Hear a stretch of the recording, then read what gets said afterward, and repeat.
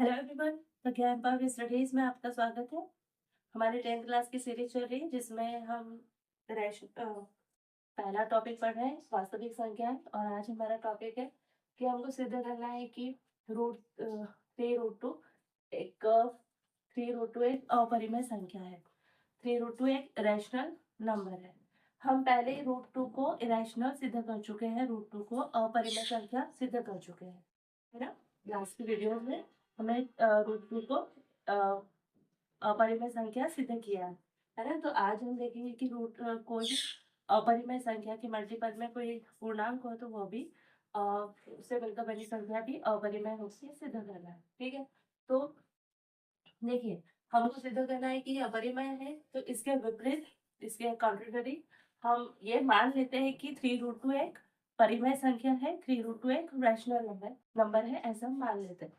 तो three root to को हम क्या कर देते हैं, परिमेय संख्या मान लेते हैं। माना कि थ्री रूट टू एक परिमेय संख्या है, एक रैशनल नंबर है।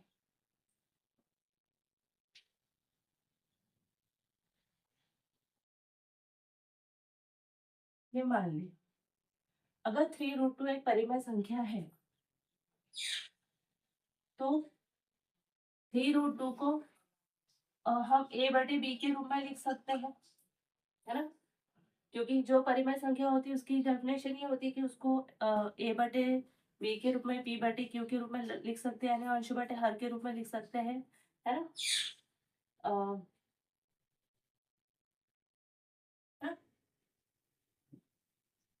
न्यूमरेटर डिवाइडेड बाय न्यूमरेटर और डिनोमिनेटर के रूप में लिख सकते हैं, है ना। तो ये यहाँ पर ए और बी क्या है, पूर्णांक है। और हमने मान लिया कि ए बी कैसे है तथा सह अभाज्य है, ये भी मान लिया। इसका मतलब है कि ए और बी के बीच में कोई भी कॉमन फैक्टर नहीं है, कोई भी अभाज्य गुणनखंड ए और बी के बीच नहीं है, सिर्फ क्या है, एक है। क्योंकि एक तो सभी संख्याओं के बीच कॉमन फैक्टर निकलता है, ठीक है। और बी नॉट इक्वल टू है जीरो के, है ना। ये दो कंडीशन हमने मान ली कि ए और बी दोनों ही पूर्णांक है, इंटीजर है, को प्राइम है, सह अभाज्य है, मतलब इनके बीच में केवल एक ही कॉमन फैक्टर है, एक, वन। और बी कैसा है, not equal to zero, B zero के बराबर नहीं है।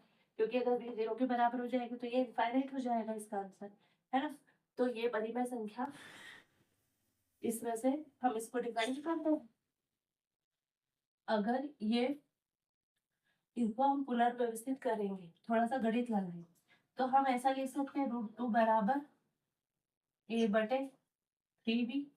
क्योंकि हम तीन का यहाँ क्रॉस मल्टीप्लीकेशन कर सकते हैं, तीन का थ्री गुणा यहाँ पर कर सकते हैं, ठीक है। तो ये थ्री भी हो जाएगा, ठीक है। अब देखिए, क्योंकि आप चूंकि ऐसे लिखो या ऐसा लिखो, ए बी और थ्री तीनों क्या इंटीजर है, पूर्णांक है। तीन भी तो इंटीजर हुआ ना, है ना।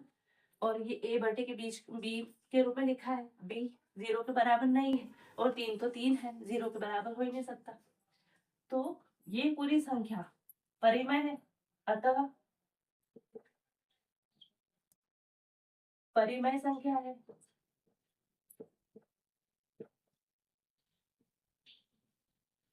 है ना। अगर ये इतना इतनी टर्म अगर परिमेय संख्या है तो ये रूट टू इसके इक्वल है, तो रूट टू भी क्या होगा, परिमेय संख्या होगी।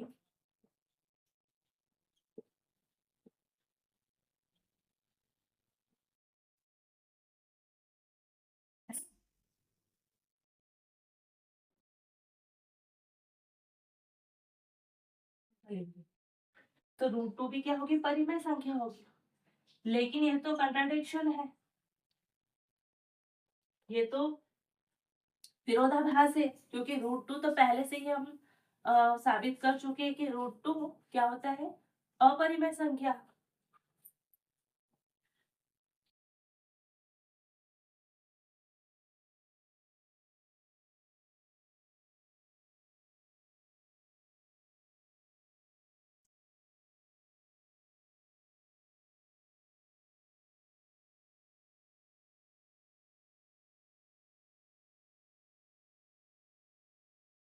है ना। ये विरोधाभास है, यहाँ पर विरोधाभास बन गया कि भाई रूट टू परिमेय संख्या है, तो विरोधाभास है क्योंकि पहले ही हम ये चीज सिद्ध कर चुके हैं कि रूट टू यानी अंडर रूट के अंदर कोई भी परिमेय संख्या प्राइम नंबर होता है, और कोई भी अभाज्य संख्या अगर रूट टू के अंदर होती है, रूट के अंदर होती है कोई भी अभाज्य संख्या, तो वो तो अपरिमेय संख्या होती है। तो विरोधाभास ये है ना। ये तो विरोधाभास हुआ कि रूट टू, यहाँ से हमने अगर हमने देख लिया कि ये पूर्णांक है और a बटे बी थ्री भी ये परिमेय संख्या है, अगर ये परिमेय संख्या होगी तो ये भी परिमेय संख्या होगी, लेकिन ये तो विरोधाभास है क्योंकि रूट टू का परिमेय होना एक विरोधाभास है, क्योंकि रूट टू एक अपरिमेय संख्या है।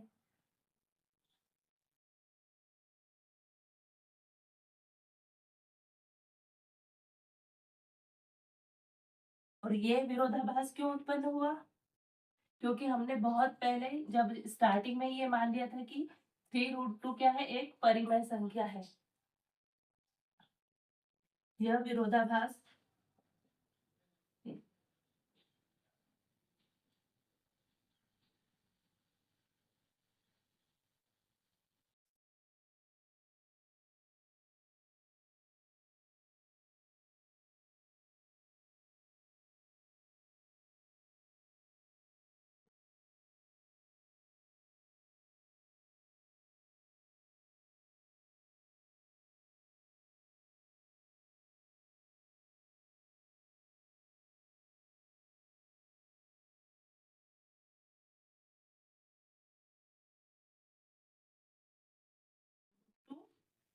ये त्रुटि, ये विरोधाभास इसलिए उत्पन्न हुआ क्योंकि एक त्रुटिपूर्ण कल्पना हमने पहले की थी कि थ्री रूट टू क्या है, परिमेय संख्या है। अतः हम निष्कर्ष में पहुंचे कि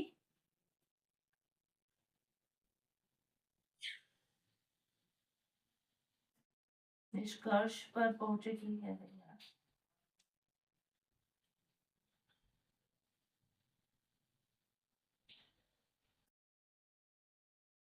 या निष्कर्ष हम निकालते हैं कि क्या थ्री रूट टू एक अपरिमेय संख्या है।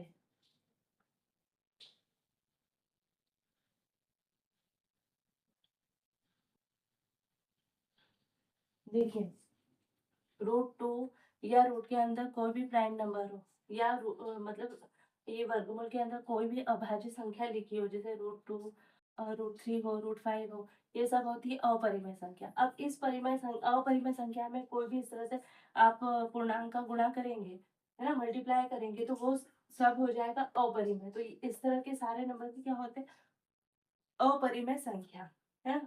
हमने ऊपर इसको स्टार्टिंग में ही माना ना, हमने एक अजम्पशन लिया, फॉल्स अजम्पशन था हमारा कि हमने इसको परिमेय मान लिया, और हमने परिमेय मान लिया तो इसको परिमेय की डेफिनेशन से हमने बताया कि a बटे b तरह लिख सकते हैं, और b क्या होगा, नॉट इक्वल टू जीरो, और ये दोनों क्या है, पूर्णांक, और सह अभाज्य मान लिया हमने कि इनके बीच में कोई भी प्राइम फैक्टर कॉमन नहीं है।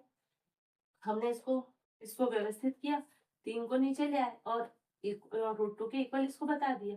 अब ये भी पूर्णांक, ये भी पूर्णांक, और थ्री भी पूर्णांक है, मतलब ये तीनों क्या है, ए बी और थ्री क्या है, तीनों इंटीजर वैल्यू, और ऑलरेडी ये क्या था, परिमेय संख्या, है ना।